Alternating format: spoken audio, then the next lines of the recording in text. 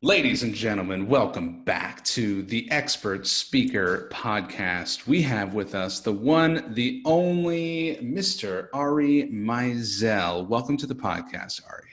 Thanks, Majeed. Always nice to talk to you. Ari, the founder of Less Doing and More Living. I've read his book, I've hired his service, and he is my personal productivity guru, saving the world from wasting time so that we can spend more time with our family. And Ari, I want to ask you all about what we can do as speakers to be more efficient, as well as how to run an excellent live event, which I know you do. But first, give us the backstory, Ari. How'd you get into the business? Sure. Well, thank you for that introduction. I was working in construction after college. I was doing a big real estate development project in upstate New York and working really long and hard hours. And then I got sick with Crohn's disease, which is a chronic condition that is considered to be incurable. So it kind of just knocked me down and made really restricted my ability to get a lot of work done. And through a long process of sort of self-tracking and self-experimentation, I was able to overcome it and started working on how I could do more with that with less time. I was always kind of fascinated with this idea of restrictions creating innovation. And so Less Doing was born out of that need, basically to get more done in less time, having gone from working like 18 hours a day to being in a situation where an hour a day was pushing it. I had to come up with a completely new system of productivity. So the whole framework of Less Doing is to optimize, automate, and outsource everything we do in that order to be more effective.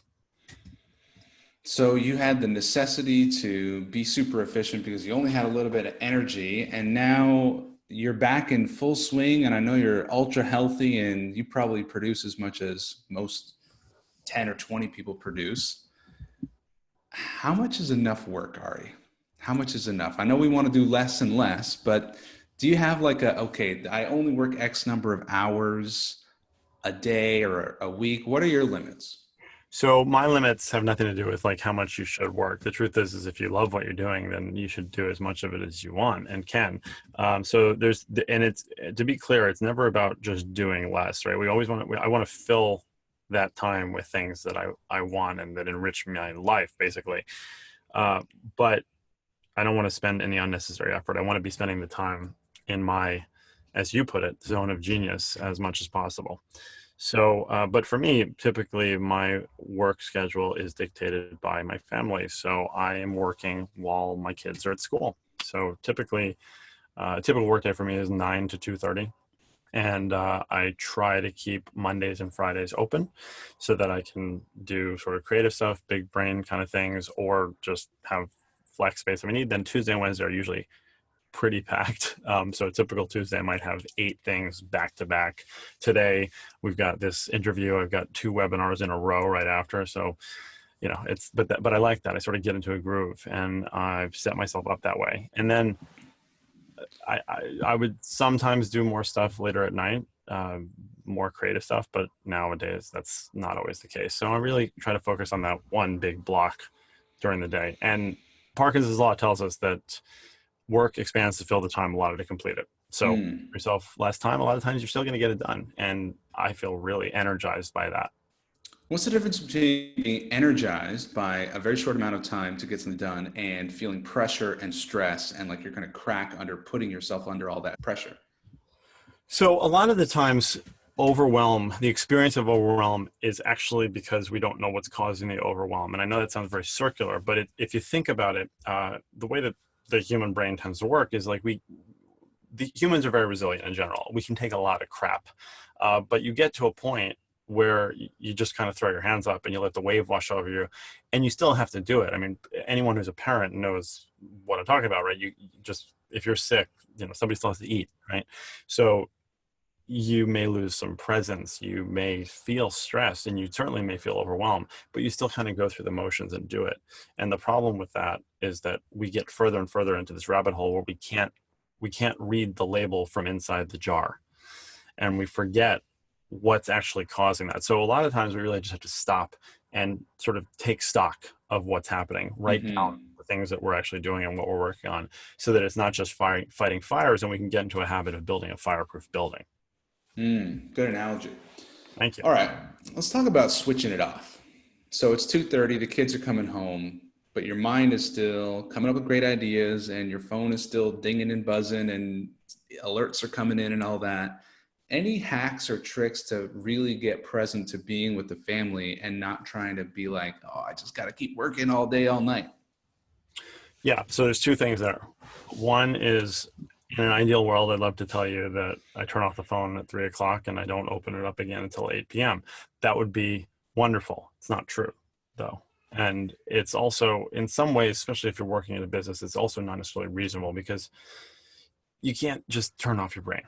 You can't. And actually, Mm-hmm. it's a really important point for people to understand, that the whole idea of work-life balance, it doesn't exist. It's a work-life integration. You're the same person. And so Mm-hmm. you have to sort of figure out how to work within that. And then the other problem with trying to achieve a work-life balance is that you end up basically either shorting one side or the other, and or feeling guilty about it the entire time. So you just never get to enjoy either one. So understanding that there are ways to integrate that makes sense. So again, one, it would be great to sort of achieve that. And there are some days when that happens, but it's rare. The other thing that you need to do is start recognizing the value of asynchronous communication. This is a huge one. So most of the devices that we have, most of the communication methods that we use are actually asynchronous. And what I mean by that is the opposite of what you and I are doing right now. We're face-to-face talking. I talk, you respond, you talk, I respond, right? That's a synchronous conversation. But email is asynchronous. Texting is asynchronous. Something like Voxer, which is, for people who don't know, is like a walkie-talkie app, is asynchronous. And everybody has had this experience. And someone like my mother does this, right? Where they write a text message and then they stand there and they wait, right? Yeah. That's not how it's supposed to work. You are supposed to send the message outgoing or read it, but on your time, when you're best. So you send the message, you put it down, and you go back to what you're doing. And in that way, you can compartmentalize. And ideally, if you have good systems in place and you understand how asynchronous communication is supposed to work, then you can focus on whatever it is in the moment. And also, to qualify that, you can focus for 15 minutes. That's a great thing. And you can be present for 15 minutes. It's not like if you don't do it for an hour and a half, you're not doing it right. We all have really, really short attention spans, whether through our own fault or not. So focusing for 15 minutes is a pretty big win in my book, honestly. Yeah. So understanding that asynchronous communication is huge, because what you're actually doing is you're getting someone at their best and they're getting you at your best, because you're not like frenzied and rushed. You can, send a message and go back to what you're doing. And then the last thing I'll put around that is that people have to understand that multitasking doesn't exist. That shouldn't be any news, really. There's plenty of research and articles say that is a thing. What I believe in is parallel tasking. So the best way I can give an analogy for that is multitasking would be like you're walking up a hill with a basketball on both hands and you're rolling both up the hill. And one starts to go back, you have to catch it. The other one, you lose it and you have to go up that, and you're rolling them up the hill. Parallel tasking is that you're at the top of the hill and there's 10 basketballs lined up and you just run by and knock them all down the hill. Mm. So if you have proper systems in place, you should basically be treating yourself like the first domino.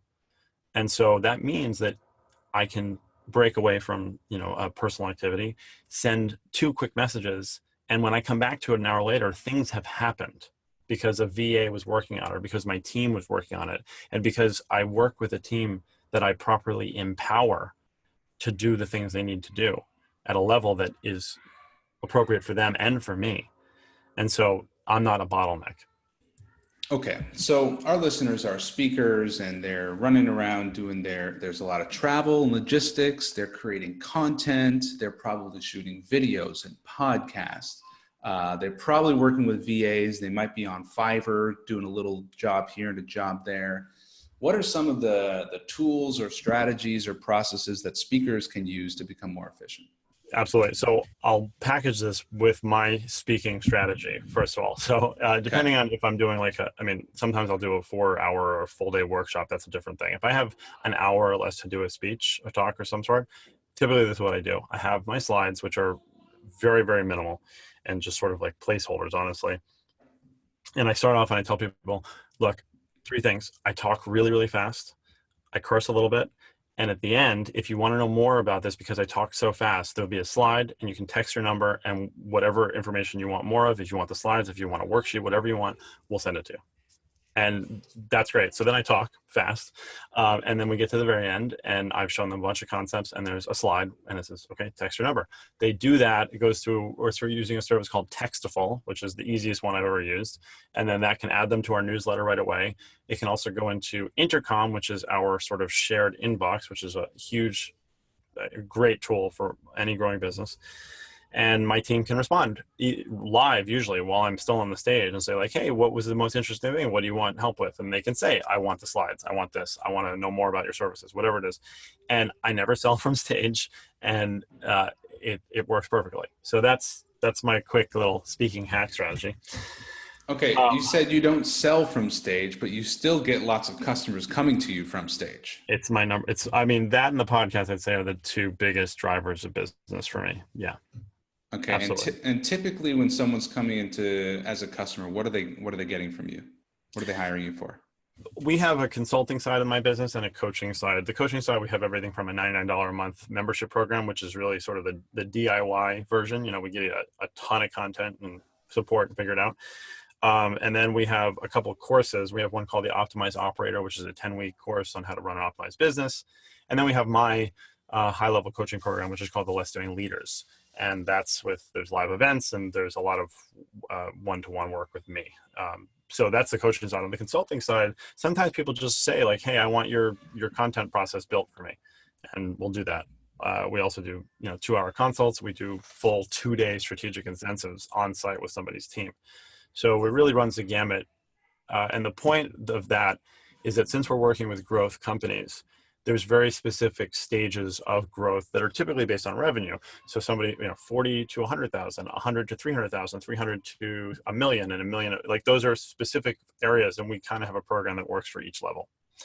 So that's how we kind of break it down. Got it. Textiful, huh? Yeah, Textiful. It's great. Really easy to work with. So I'm still doing pen and paper, Ari, because I haven't figured out the texting thing. And at one point I had the whole audience text my actual cell phone. And then I'm like, I got 200 actual text messages here. What am I supposed to do with this? Yeah, that's Textiful. I'm signing up for that right away. Yeah, okay. I mean, we could have it set up before we got off this call. It's that easy. Amazing. So that gives me some insight into how you operate on the stage. Tell me about the steps. Let's say you get an email from some conference you never heard of, and they say, hey, Ari, we want you to be our speaker. They're not saying if it's paid or not, so you're probably going to go into some possible negotiation. What do? Do you send it to your assistant, or do you reply with some sort of standard response, or what do you do? So we use Intercom, as I said, and Intercom, again, it may very well be my number one recommendation for any growth company because it scales communications is what it does. So any Facebook message, any live chat on our website, any Twitter message, a text message, emails to our company accounts, it all goes into this Intercom interface, and any one of us can pick it up. Now I have a team of 4 people, and with just the 5 of us, all in North America, our response time is like 15 minutes because one of us will see it and get into it. And we have a bunch of saved replies in there, one of which is about speaking and what the requirements are and what I'll need, whatever. And so one of us will just jump in and drop in that saved reply. And if there's something that we need to customize in it, we will, but typically we don't. I very much take the tact in most communication that I want them to sort of opt in some way or another, right? So it's like, this is kind of what it's like. If you want more, or you want details, or you want, just write back and say like, tell me more, or I'm in, or something like that.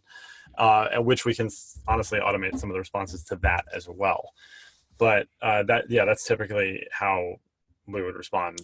What's your decision-making process for accepting a gig? I know you like to do less.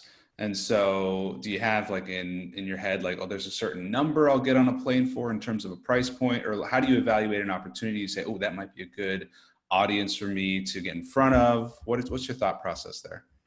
Absolutely. So it's a really good question. So if it is the kind of thing that is like corporate, or, there's no real necessary opportunities for me to work with them beyond that event, then it's a $20,000 day rate. That's what I get. If it's something like EO, entrepreneurial organization, or YPO, I would do it for a fraction of that because every single EO is a great audience for me, for example. And I know that in a typical audience, I will get at least a handful of clients out of that, and they'll be really great to work with.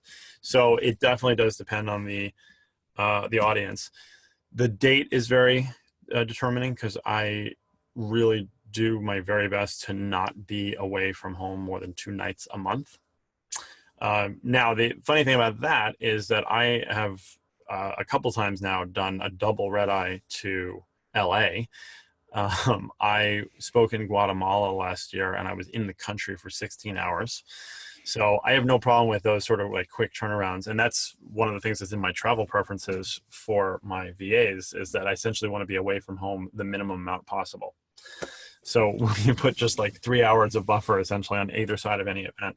Is there like a cost threshold? Like how do you calculate that? Like you could be there and back in the same day and it's $8,000, or, for $1,500, you're gonna, have to stay there overnight. And do you have like a sort of a threshold there? Well, no, I mean, because the travel and expenses are always getting paid for. That's the very minimum is that T&E has to be covered when I'm going to travel anywhere. So, Yeah, nice. it's Okay. part of the requirement, if that's what So it is. let's talk about optimal health. Okay. Especially on the road. You got a day where like you're going to be in Guatemala for 16 hours. Are you taking supplements? Are you doing any sort of health hacks that's going to keep you optimally healthy? Yeah, so there's a few things. One is these babies right here are blue blocking sunglasses or blue blocking glasses. So I have the daytime ones and the nighttime ones, which honestly are huge. So I can get a massive amount of work done on an airplane, but if I don't wear these, I will literally get a migraine, which I unfortunately discovered for the first time in my life like 2 years ago. Never had a migraine in my life, and it was awful. So that's very, very big for me. You're wearing them all day when you're traveling, or what? No. So I'll wear the day ones on the plane. And I'll wear the night ones, whenever. So I'm so attuned to this that if I put these on, I've got maybe 15 minutes before I'm like catatonic and asleep. Are you sleeping with them on? No, I'll knock them off before I go to bed. Okay. I sleep very, very efficiently. Okay. So if you give me 10 minutes, a 10-minute period, pretty much any time of day, I can get basically 7 minutes of sleep. Wow. Which would suggest that I'm in a state of extreme adrenal fatigue. And I don't know if that's the case, but yeah. So that's one thing. The next thing is I do have a sort of a standard supplement stack that I take every day anyway. But when I travel, I always add in a 4 Sigma chaga mushroom packet or things like that, just to sort of up the ante.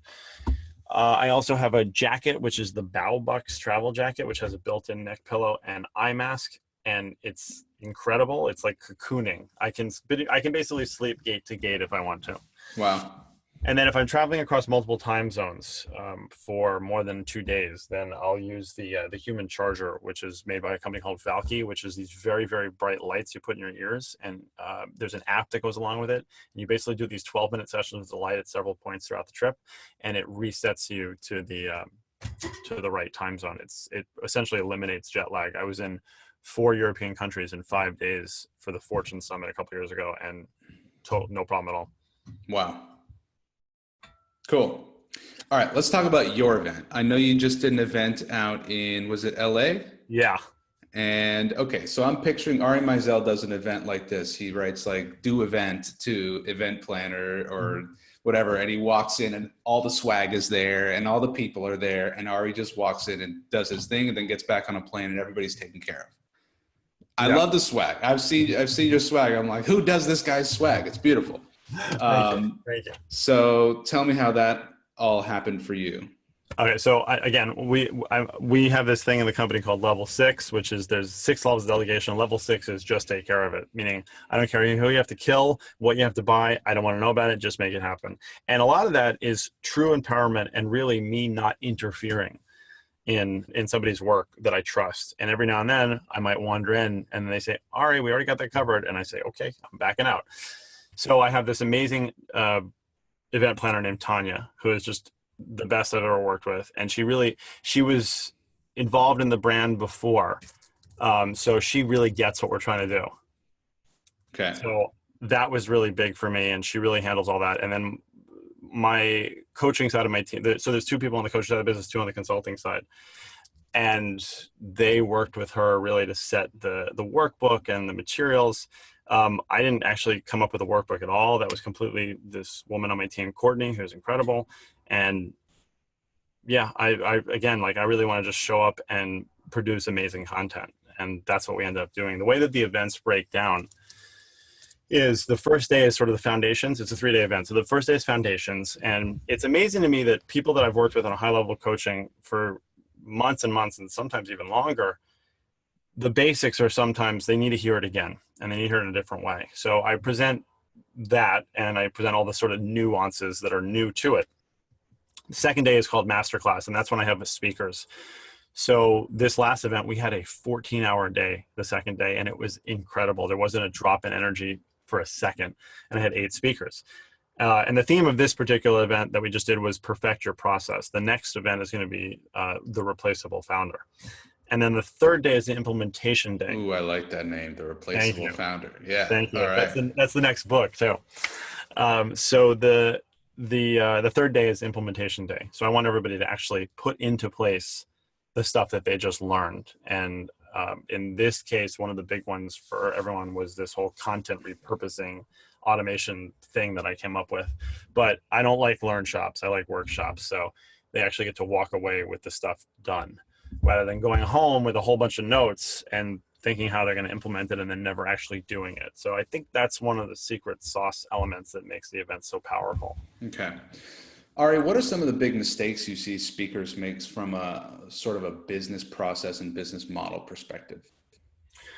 So one of the ones is, I don't think this is going to sound crazy, but they don't focus on content enough. So I think there's, really great speakers that I've seen put a whole lot of effort into their presentations and to practicing it and getting that all right in the messaging. And it obviously works, but then I feel like they leave that effort on the stage, and it doesn't translate to their newsletters, to their mailing lists, to podcasts that they might do, to the content outside of that. Because as you know, if somebody sees you speak on stage and they really love your stuff, they're going to look you up, and they might want to read something that you wrote. They might want to look at one of your Facebook videos, and they might, they want more of you, obviously. And a lot of times that content sells you, right, for you. Yeah. Yeah. So I think that a lot of speakers, they put all their effort into the stage, and then they forget about, or then they don't spend the time on the stuff that happens afterwards. And that's okay, because that's what they're best at. But then you need a team, or you need a system around you that really pulls that content from you and creates pervasive Majeed or pervasive Ari or whatever it might be. Mm-hmm. Tell me about the external brain. So idea capture, I think, is one of the most important things an entrepreneur can have a system in place for. And essentially, I never want to be more than 20 seconds away from capturing an idea of some sort. And that could be a voice recording. It could be a whiteboard. It could be Post-it notes. It could be the Amazon Echo around the house. It could be this little device, which is called a button, BTTN. I can just push that once, or I can push it for a long press, and that does 2 different things. What? You're just blowing my mind here. Okay. But I'm obsessive about this. So anywhere I am, I don't ever want to be holding on to an idea, because our brains are really bad at that. And not only are they bad at holding on to the idea so that you might lose the idea, but there's this traffic jam effect that happens in your head where then you can't have other things happening. So getting ideas out of your head, and the most important thing to know is that the time to capture an idea is very different from the time to process that idea, which is also different from the time to work on that idea. So you capture an idea at one point, you sort it at another point, and then you actually work on it another time. Yeah. Ari, haven't heard that one. That's a good one. I've heard a lot of your stuff. I've watched a lot of your stuff. Haven't heard that one. Capture at one point, sort at another point, and do at another point. Because I think as speakers, we're always looking for opportunities to capture an idea or turn an idea into a story. And I just love this external brain concept of just making sure that we capture all these things. Ari, this has been extremely efficient and very insightful. Thank you so much. I can't wait to attend one of your events. And now that I see how you think about it, I mean, I'm not surprised. You're just incredible at putting all this stuff together. Thank you. Hoping to make it to your event in the city in September. So that might happen. How can we get a hold of you? How can we learn more from you? And how can we sign up for all your services? Everything is at lessdoing.com. So that's where the blog, the podcast, the programs, everything. And I'm on most social media as at Ari Meisel. Thank you, sir. Have a very productive day. Make it a productive day. All right. And thank you, listener, for listening in to the Expert Speaker Podcast. We'll see you in the next episode. Thank you for listening to the Expert Speaker Podcast. Be sure to hit the subscribe button and leave us a rating so that more people can discover the Expert Speaker Podcast and so more people can be empowered to share their message. Be sure to go to www.expertspeaker.com and take the masterclass to learn how to grow your business and make money speaking. It's totally free and will change your business. If you're ready to work with Expert Speaker, you can apply. Just go to expertspeaker.com/apply and someone from our team will be in touch with you to help you grow your business with public speaking. That's expertspeaker.com/apply. We'll see you in the next episode.